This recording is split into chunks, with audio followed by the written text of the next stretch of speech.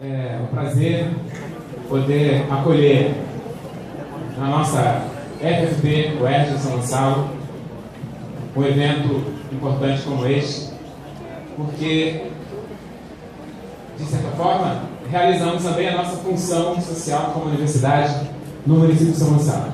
Então, deste lugar de alegria que eu cumprimento a todos os companheiros e companheiras da mesa, autoridades presentes. Nós estamos formando professores nessa casa há 42 anos.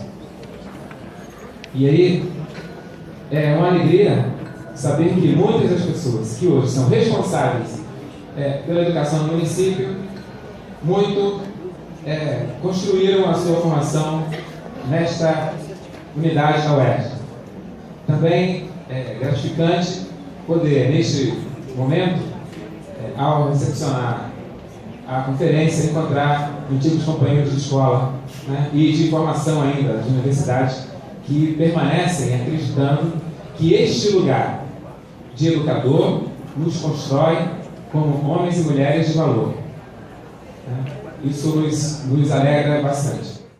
Prazer em receber essa casa cheia, essa casa que tanto nos acomoda, está sempre de braços abertos, e uma casa que já foi espaço de grandes debates, de grandes lutas, e nós estamos agora num momento muito especial, um momento histórico, que é a nossa conferência. É a 5ª conferência deste município. Nós estamos orgulhosos de ter esse público aqui e sabemos que temos muito trabalho, muito trabalho. Nós temos esses 3 dias, debate extenso, grandioso, e que precisamos, nós já recolhemos as informações, as proposições das unidades escolares, e vocês, delegados, têm uma função importantíssima neste momento aqui, de defesa das proposições que foram discutidas nas suas unidades escolares. Obrigada por estarem todos aqui, representando suas unidades escolares e também todas as outras entidades e instituições que estão aqui representadas para poder fazer educação de verdade neste município. Tá bom? E também nós temos o material todo em braille, impresso em braille, para também a pessoa que é deficiente visual também acompanhar a nossa conferência. Tá bom? Obrigada mais uma vez e tenhamos um excelente trabalho nesses 3 dias.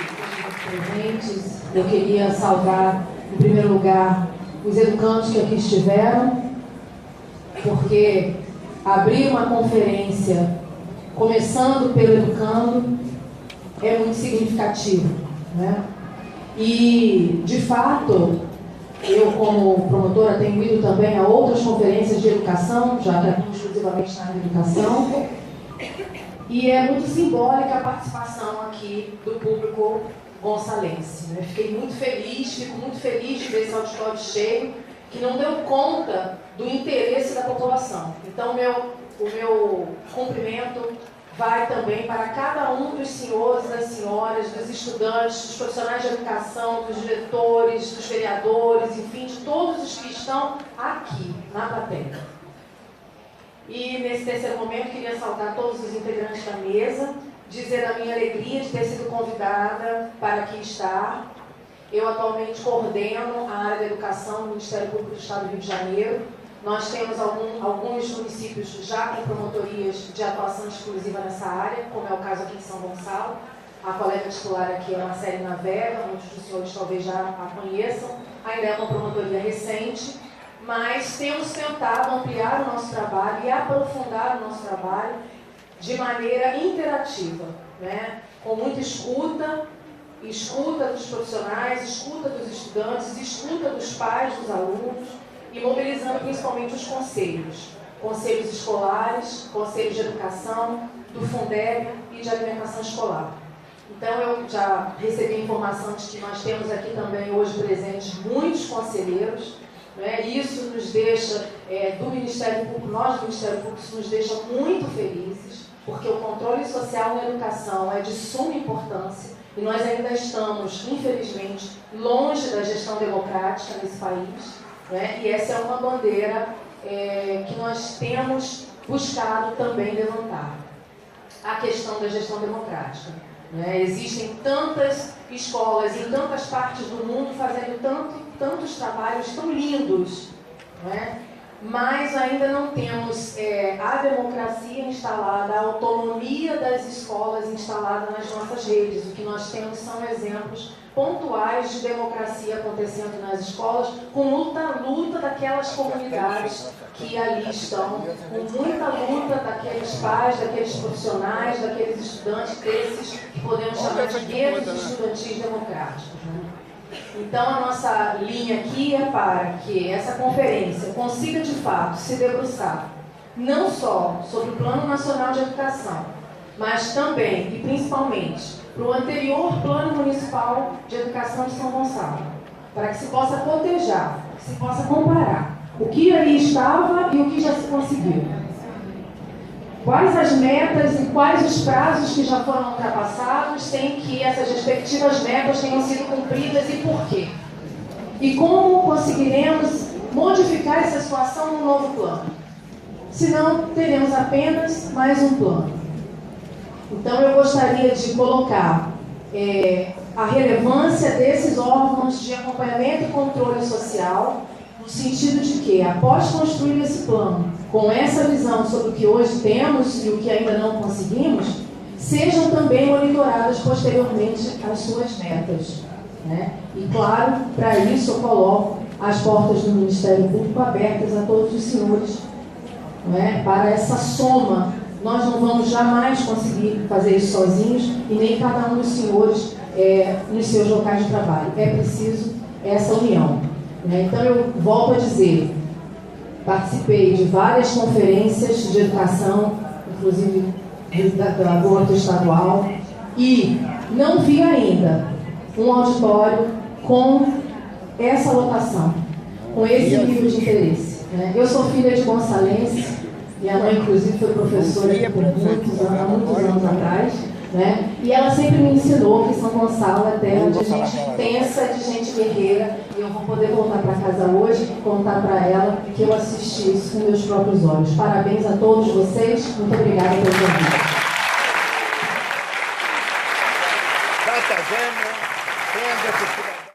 Uma voz dos educadores. E aí colocar aqui, que até o vereador falou, do filósofo, que disse que não há vento que sopra a favor, se não se sabe em que porto quer chegar, e nós temos clareza do porto que queremos chegar. Não é verdade que os educadores não têm um projeto de escola, nós temos sim. Estamos disputando palmo a palmo, a cada dia, a cada segundo desse projeto de escola. E dizer que esse aqui é mais um momento dessa disputa, mas nós disputamos nas ruas, dentro da escola, em casa, indo para o trabalho, a cada absoluto momento das nossas vidas. E dizer assim, nós estamos aqui nesse fórum disputando claramente o projeto e a concepção que nós temos, porque uma lei é uma letra morta no papel, ela tem que ter vida. E para nós faz uma diferença danada quando se tem lá no papel escrito, na Constituição, na LDB, Gestão Democrática, e no dia a dia, o que nós assistimos aqui em São Gonçalo, na rede municipal, é feira com as escolas, é vereadores escolhendo lá. Qual é a escola que será sua? Essa é a realidade que nós vemos aqui. As escolas de São Gonçalo, seja elas são currais eleitorais do nosso município. E as coisas mais absurdas nós esperamos todos os dias. Uma sensação de abandono. Assim que a gente põe o pé dentro de uma escola, seja ela estadual, por conta de obras que não se fizeram, por conta dos baixos salários, seja porque faltam professores, faltam condições de trabalho, falta tudo dentro da escola. É botar o pé dentro da escola e aquela sensação de abandono nos invade e não tem jeito. a gente se sente órfão. Órfão de secretarias de educação, órfão de prefeituras, órfão do governo do Estado, órfão do governo federal. A sensação de orfandade. Professores, funcionários, alunos e pais de alunos. Órfãos do poder público. Órfãos de uma política pública que não seja hipócrita. Que não espere ano de eleição para dizer que a educação é prioridade só nas plataformas políticas.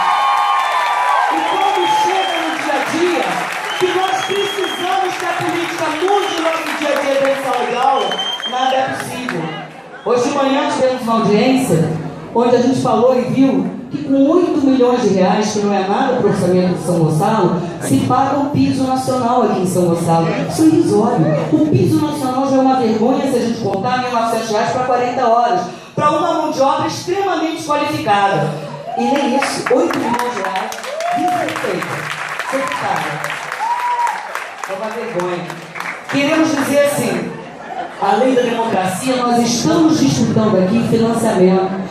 Nós estamos numa disputa histórica dessa categoria, desde os idos de 79, desde a época da ditadura militar, que é verba pública para a escola pública. A escola pública não precisa de adjetivo. Escola pública de qualidade, escola pública socialmente referenciada.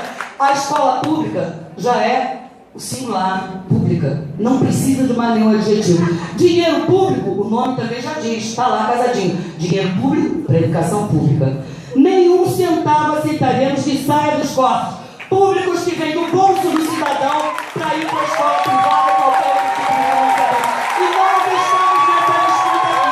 E vamos disputar. E se não vencermos aqui, essa batalha não acabou. A história não acabou e nós vamos continuar com essa disputa.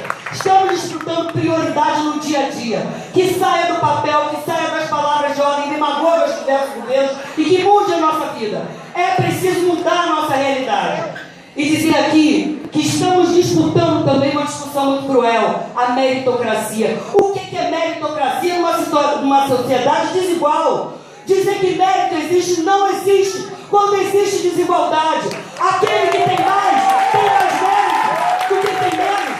Aquele que tem mais é mais privilegiado já socialmente. E aí as leis vão querer privilegiar aqueles que têm mais ainda. Essa é o que está por trás da meritocracia, que é imposta como a grande salvação para a produtividade, como se nós não fôssemos produtivos. Eu quero saudar todos os presentes na mesa, mas quero parabenizar absolutamente o trabalho de cada um aqui dentro. O trabalho daqueles que, tendo religião, rezam, e aqueles que não têm religião, torcem a cada momento para o telhado não cair na sua cabeça e na cabeça da aluno. Esse trabalho é ímpar, nosso companheiro. É um trabalho ímpar, que nós estamos em sala de aula sofrendo que nenhum dos presentes na cadeira jamais sofreu um dia sequer na sua vida. É ver crianças especiais soltas no pátio porque não tem professor da pós-especialidade. Todo esse sofrimento que nós temos no dia a dia. Nós estamos disputando aqui um projeto de escola que não seja transformar a escola num espaço de absoluto sofrimento de aluno, de professor e funcionário da comunidade escolar. Da educação somos guerreiros, da educação somos sim.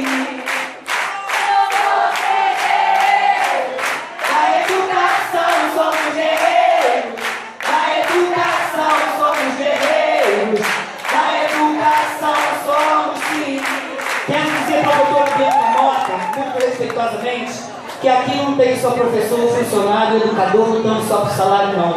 Já deu para perceber que a nossa paixão é a escola pública e a gente vai lutar por ela. Vou quebrar um pouco o protocolo e eu quero usar meu momento de fala para agradecer. Eu quero agradecer por todos que de alguma forma cooperaram para que esse momento saísse do papel e se transformasse numa realidade democrática.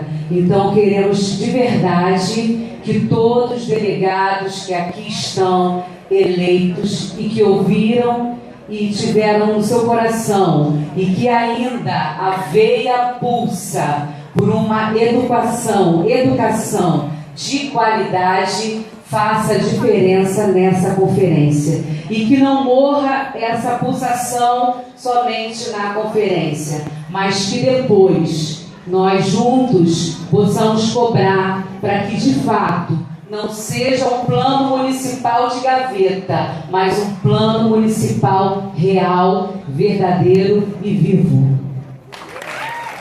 E as pessoas transformam o mundo.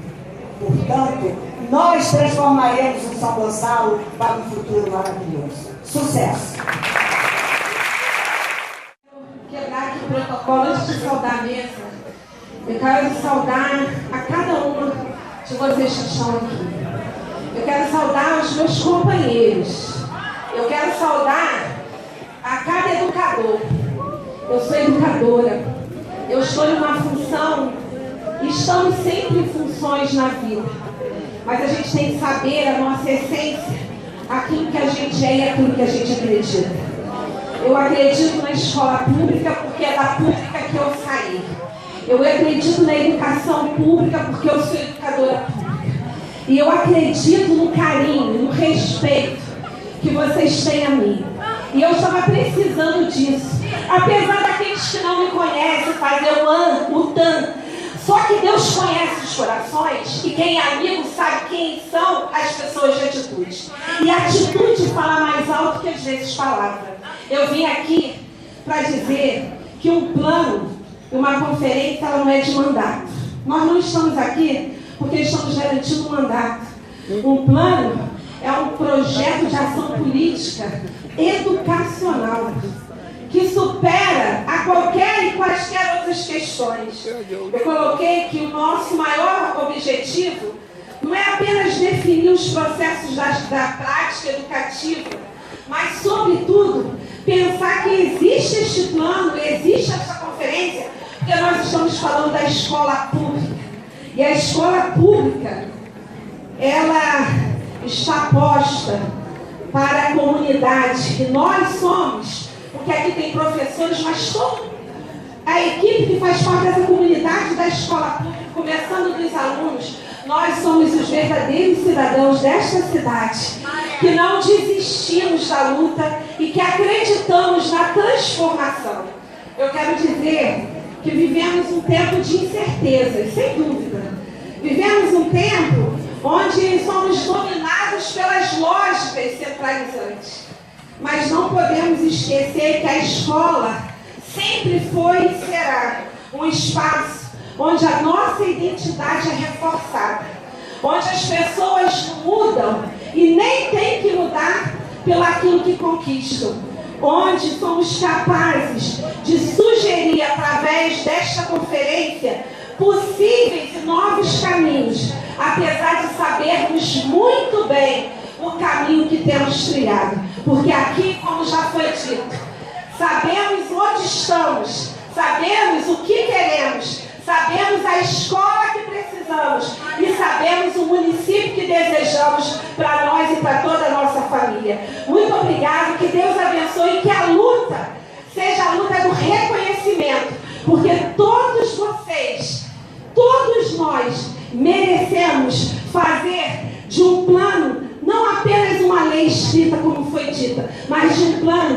que traga vida e, sobretudo, traga retorno para aquilo que a gente vai para a rua buscar e conquistar. Então, parabéns pela luta, parabéns pela conquista, parabéns porque desistir não é palavra que está no nosso dicionário. Parabéns pelo enfrentamento, porque enfrentar é coragem daquele que sabe o que é na sua essência, que não se preocupa com aquilo que vão falar ou pensar. E eu quero deixar esse meu abraço de palavra sincera. Eu sou, estou e estarei sempre com cada professor e com cada educador. Viva a educação, viva vocês, viva as escolas, viva os processos educativos que estão sendo construídos. E que a gente construa nesses dias um dia de muita responsabilidade e de muito trabalho de que a gente faz, tá bom? Muito obrigada. tarde, especialmente boa tarde aos meus queridos colegas de trabalho, cada professor, cada orientador, cada representante da sociedade civil aqui presente. Eu trago a vocês um boa tarde muito especial para cada um por estar aqui. Cumprimento esta mesa, agradeço a esta casa por nos receber, cumprimento a todos e agradeço a presença de todos vocês aqui. E eu gostaria de dizer a vocês, meus colegas, que o Milton Santos, ele me inspirou hoje. Ele disse que a gente deve valorizar as coisas que nos unem, não aquilo que nos divide. E se alguém pensa que uma luta salarial de um colega professor nos divide, está enganado. Essa luta nos une. Nos une. Nós temos que nos unir. Nós temos que nos unir. Nós temos que caminhar juntos. Não vai ser separados que a gente vai conseguir. Não vai ser separado do poder público, não vai ser separado da escola pública, não vai ser separado dos pais, não vai ser separado dos professores, não vai ser separado da equipe que a gente vai conseguir. Essa luta tem que nos unir. O que nos une é essa criança que entra aqui, essa criança que faz essa música, essa professora que faz essa música. O que nos une é cada diretor que entra dentro daquela escola. O que nos une é você que trabalha, mesmo estando na escola suja. É isso que nos une. A gente tem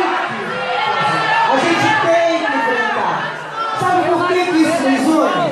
Porque isso, mesmo com a escola, não estamos do jeito que a gente quer. Isso nos une porque nós queremos uma escola de qualidade. Então nós estamos do mesmo lado. Nós estamos enfrentando as mesmas dificuldades. Nós estamos enfrentando as mesmas dificuldades. Nós não estamos em lados diferentes. Em momento nenhum nós estamos em lados diferentes. Eu sou professora assim como cada um de vocês. Eu já trabalhei em Guaxindiba. Tem alguém de Guaxindiba aqui? Já trabalhei no Anísio Teixeira. Tem alguém do Anísio Teixeira aqui? Lá eu trabalhei. E por outras escolas afora. Então eu luto sim. A minha luta aqui é igual sim. Porque o salário que eu vivo é o salário de professora que eu sempre vivi. Eu não vivo com o salário que tenho hoje. Não vivo. Eu hoje estou aqui. Amanhã eu estou na escola, junto com cada um de vocês. Então eu luto sim, por melhorias sim, igual sim a todos vocês. Tá? Igual sim. É por este salário que eu tenho que lutar.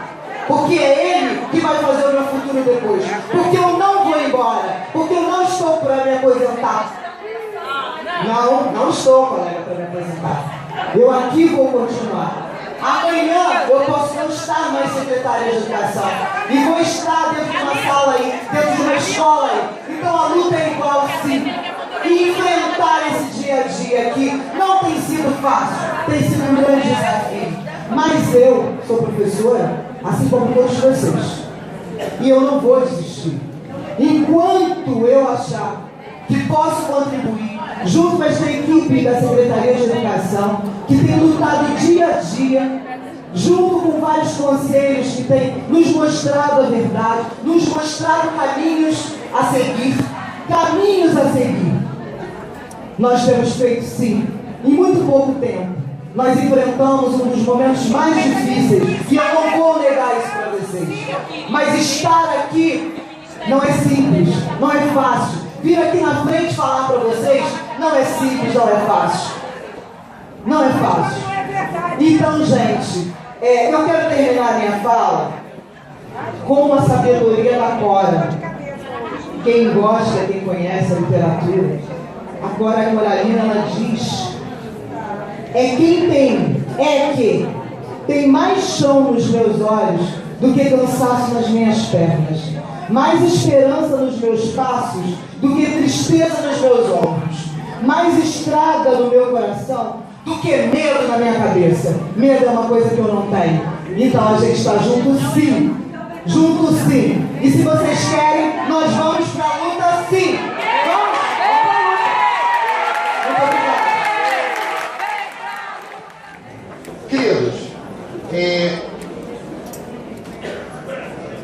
a ideia de um plano. Você passa para mim? Quem passa? Você passa. Aí eu já vejo. A ideia de um plano nacional de educação não é uma ideia nova. Hoje em dia ela está muito badalada. Nas últimas 2 décadas ela ficou mais badalada. Mas não é uma ideia nova. É uma ideia que existe no Brasil desde o início do século XX. Desde os anos 20, os anos 30, basicamente, os anos 30. E não é à toa que existe essa virada de século, no início do século, porque, de fato, é no século XX, depois da República, que o Brasil vai se fazendo o Brasil. Antes disso, nós tínhamos a terra, nós tínhamos o povo, mas não tínhamos uma nação. A nação vai se constituindo como nação brasileira por uma série de mecanismos, entre outros, pela educação. O que existia antes de educação, e existia educação, era pulverizado nas províncias, era pulverizado e controlado até certo ponto pelos poderes locais. A discussão nacional era só a discussão do ensino superior ou dos ginásios, porque a discussão da educação fundamental era uma discussão que não interessava aos grandes, às elites nacionais. Veja bem, na virada do século XX, do século XIX para o século XX, 80% da população brasileira era analfabeta. 80%. É demais. É isso? Demais. Na Argentina, praticamente nessa época, já se tinha acabado com o analfabetismo. Aqui, 80% da população analfabeta. Se vocês olharem, por exemplo, foi só em 1930 que teve, pela primeira vez, o Ministério de Educação. Era o Ministério de Educação e Saúde Pública. 1930. Antes não havia Ministério de Educação. Para você ver como não se tinha essa perspectiva de uma educação nacional. Em 1932, nós tivemos um manifesto. Se não todo mundo, pelo menos muita gente aqui, já deve ter escutado falar o manifesto dos pioneiros da educação nova. Foi um movimento que reuniu educadores, reuniu gestores educacionais, intelectuais, reuniu escritores. Cecília Meirelles, por exemplo, assinou um manifesto e reuniu em torno da ideia de uma educação pública, de uma educação laica, da ideia de uma educação para todos. E nesse manifesto, que brigava por uma educação para todos, esse manifesto já apontava para a necessidade de um plano nacional de educação. Está lá no manifesto. Se hoje, parênteses, propaganda, leia o manifesto, tem na internet, leia. Você vai ver como esse manifesto de 32 ainda tem um monte de coisa que é absolutamente contemporâneo. Um monte de demandas, um monte de coisas que ainda precisamos fazer. Fechei a propaganda. Em 34, tivemos uma Constituição, e dessa Constituição apontava para a necessidade de plano, e tivemos um plano em 1934. O nosso primeiro Plano Nacional de Educação. Primeiro, que durou muito pouco. Sabe por que durou muito pouco? Porque em 1937 foi instaurada uma ditadura no Brasil, um Estado Novo. E aquilo que se construiu na Constituição de 1934 foi para o ralo. Acabou, a ditadura para. E, dentre outras coisas, para com o Plano Nacional de Educação. Em 60, né? Em 61, nós tivemos a nossa primeira LDB. Nessa primeira LDB, fala de um Plano Nacional de Educação. E esse plano sai restrito, discutido por pouca gente, só o Conselho Federal de Educação discute, mas tivemos nosso primeiro plano, que também foi extinto com a ditadura de 1964, instaurada pelo golpe civil-militar, né, havido em 1964. Queridos, parece que as ditaduras não gostam de planos. Parece. Pelo menos os exemplos históricos que temos mostram que quando fecha o regime, quando o regime se torna mais autoritário, a ideia de um plano de educação, pelo menos, é descartada. Nos anos 80, final dos anos 70, início dos anos 80, temos um processo de redemocratização do Brasil. Voltam os sindicatos, voltam os exilados. Por exemplo, o CEP ele é, no final dos anos 70, ele é fruto de um movimento, tal do novo sindicalismo, que surge no final dos anos 70, nessa grande onda de redemocratização do Brasil. E havia, nessa perspectiva de democratização, basicamente duas grandes palavras de ordem. Uma delas era a de eleição diretas. Eleição diretas. Tivemos comícios no Rio de Janeiro com 1.200.000 pessoas. Tivemos comícios em São Paulo com mais de 2 milhões de pessoas pedindo eleições diretas, tensionando o regime, a Igreja Católica. O que é que nós temos, além das eleições diretas, como outra grande palavra de ordem? A ideia de uma Assembleia Nacional Constituinte. Por quê? Porque a ditadura criou um monte de leis extremamente perversas, autoritárias, ruins para o povo de forma mais geral. A ideia era botar esse entulho autoritário no lixo da história, começar do zero, restituir o Estado de Direito. Isso só com uma nova Constituição. A ideia era uma Assembleia Constituinte, não tivemos, brigamos, mas não tivemos. Tivemos um Congresso Constituinte, uma outra coisa, não é o caso agora falar, mas seja como for, tivemos uma Constituição que, no geral, alarga direitos. No geral, aponta para uma série de novas questões, provenientes justamente desse desejo de redemocratização no Brasil. Não é à toa que é a primeira Constituição brasileira que fala em gestão democrática da educação pública. Pela primeira vez em uma Constituição, isso é um princípio constitucional, a gestão democrática aparece para as escolas públicas. Nos anos 90, nós tivemos novos áreas no Brasil, com a entrada via Collor de Mello, Fernando Henrique Cardoso, etc., de uma perspectiva não só de política, mas uma perspectiva de organização social e econômica que muitos chamam de neoliberalismo. Essa onda neoliberal, ela em última instância, ela visava a diminuição do Estado, visava, portanto, a diminuição da presença do Estado na efetivação de direitos sociais. Menos educação, menos saúde pública, menos educação pública. Educação não mais como direito, educação como serviço a ser vendido.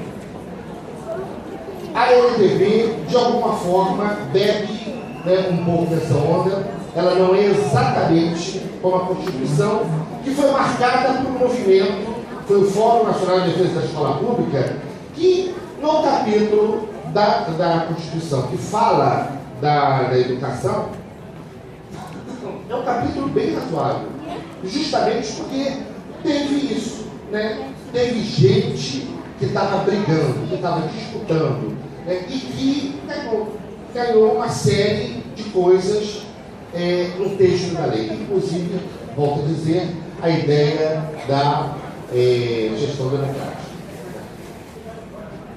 A Constituição, ela, no seu artigo 214, ela fala de um Plano Nacional de Educação. Ela fala que tem que se estabelecer um plano e fala que esse plano tem uma duração decenal. Vocês já sabem, já foi falado aqui várias vezes, só vou repetir. É decenal para que ele não seja vinculado estritamente a um governo. Ele é decenal para perpassar pelo menos 3 gestões. Para que ele não seja a cara de um governo, mas a cara de um consenso possível, de um consenso social possível. E dentro da ideia de que a educação não se constrói no dia seguinte. Educação se constrói com um trabalho perseverante. A educação se constrói ao longo de anos. O plano de 10 anos é um plano que dá conta das questões educacionais. A própria Constituição, entretanto, não fala só do plano. Ela fala que esse plano ele tem que estar assentado, desculpa a palavra é essa, assentado em 6 pilares. Erradicação do analfabetismo, que é uma palavra sem vergonha, você vai dizer erradicação do analfabetismo, mas a ideia era o combate, né, a essa situação desastrosa do analfabetismo que se tem, universalização do atendimento escolar, melhoria da qualidade de ensino, formação para o trabalho, promoção humanística, científica e tecnológica do país, estabelecimento de meta de aplicação de recursos públicos em educação como proporção do produto interno bruto. 6 pilares. 6 pilares, no geral, bem razoáveis. 6 pilares que talvez pudessem apontar com consenso possível. A LDB, ela avança um pouco, porque a LDB não só fala que vai ter de ser feito, fala quem deve fazer. Fala que o Plano Nacional de Educação deve ser feito pela União, deve ser apresentado pela União. Parece, o plano é uma lei. Então, em última instância, quem faz a lei é o legislativo. Né? No caso aqui, municipal, quem vai fazer a lei é a Câmara de Vereadores. É a lei quem faz é o legislativo. O que acontece, entretanto, que no caso da União, ela tinha que fazer um plano com a colaboração dos estados, distritos e municípios, e vai dentro de um ano. Então, a LDB é de 96, então em 97 tinha um plano que seria encaminhado com meta para os próximos 10 anos. Antes de prosseguir, paro e pergunto a todos nós, o que nós estamos fazendo aqui? Vale a pena ter um plano? Vale a pena perder um tempo, e um tempo que não é pequeno, né? Vale a pena esse esforço para ter um plano de educação? Me parece que sim, em pelo menos 3 sentidos. Acho que há mais. Apontei aqui 3. Primeiro, no sentido de vencer o que Luiz Antônio Cunha chama de zigue-zague educacional. O que é isso? Essa descontinuidade das políticas. Temos um secretário que entra e começa uma determinada política, entra outro secretário que começa uma outra política, entra outro que começa uma outra política, outro começa outro. Então, zigue-zague, vocês conhecem esse termo, e eu uso, e dou sempre o crédito dela, mas eu uso bastante. E ela diz o quê? Ela diz: nós, na escola, somos marcados pela pedagogia da solidão. A gente não sabe o que está acontecendo na sala ao lado. A gente não sabe o que está acontecendo na escola ao lado. Muito menos no município ao lado. Vencer a pedagogia da solidão e efetivar uma pedagogia da solidariedade é fundamental para a constituição de uma escola pública de qualidade, porque sozinho não conseguiremos. Ou fazemos isso juntos ou não fazemos. Simples assim. 2. Encontrar os pontos-chave da discussão. Isso eu sou um cara meio useiro de conferências, dessas conferências. E o que eu vejo é que a gente, às vezes, perde uma manhã para discutir se era de ou para. Uma manhã. Com tantos problemas sérios, a gente perde uma manhã para discutir uma vírgula. Vamos parar de discutir vírgula? Vamos discutir aquilo que é importante? Vamos definir o que é importante? E vamos discutir o importante. Obrigado. 3. Superar a luta fratricida. Eu vejo, e eu vou falar de mim, eu vou falar dos outros, que é feio falar dos outros. Vou falar de mim, da universidade. A universidade é isso. Eu estou com um colega, que é meu colega, que passa a mesma coisa que eu e tal, e que discorda de mim disso aqui. Né? E discordou de mim disso aqui e virou meu inimigo. E aí a gente passa o tempo todo brigando, eu e ele. Em vez de brigar com as coisas sérias. Vamos ver aquilo que é fundamental para brigar também. Né? Vamos parar de brigar com um colega que concorda conosco 95% das vezes. Não concorda com 5%. Vamos conseguir 95%, a gente depois negocia. Participar mais e mais organizadamente. Não tem jeito. Não tem jeito. Temos de participar mais e mais organizadamente. E eu fiquei muito feliz do quórum, né, dessa plenária. Muito bonito, parabéns. É isso. Só participando. Não tem outro jeito. E, finalmente, construir a qualidade social, teórica e praticamente. Estudem. Estudem. Não dá para a gente pensar um futuro, né, ajudar a construir um futuro, se a gente não estuda. Estudem. Estudar não quer dizer necessariamente ir à faculdade, fazer outro curso. Estudar é conversar com o colega, organizar com o colega coisa e tal. Estudem. Estudem. Mas só blá blá blá não adianta. Só o estudo é pouco. Estudem e façam. Construam a qualidade social na sua escola. Né? Ah, mas tem limitações? Tem. Começa. Paulo Freire falava, e aí eu vou terminando, quando falava de utopia. Utopia é a gente fazer hoje o que é possível, para que amanhã a gente faça o que não é possível hoje. Utopia, eu estou olhando lá na frente, mas eu tenho os dois pés fincados no presente. Utopia não é delírio, utopia é projeto. E termino minha fala citando um outro companheiro morto, que é um uruguaio chamado Eduardo Galeano, que todos vocês já devem ter escutado, mas eu quero terminar com ele. E inclusive homenagem a ele, que é um escritor que eu gostava muito. Ele falava da utopia o quê? Ele falava, perseguir a utopia é igual perseguir o horizonte. A gente dá um passo, o horizonte parece se afastar um passo. A gente dá 2 passos, o horizonte parece se afastar 2 passos. A gente corre em direção ao horizonte e parece que ele corre de nós. Para que serve, então, perseguir o horizonte? Perseguir a utopia? Serve para nos fazer caminhar. Só assim a gente anda. Construam no plano uma utopia, centrada no presente, mas fora no futuro, e corram atrás delas. Corram. Pode ser que vocês nunca alcancem, mas perseguir essa utopia vai fazer com que vocês caminhem. Obrigado.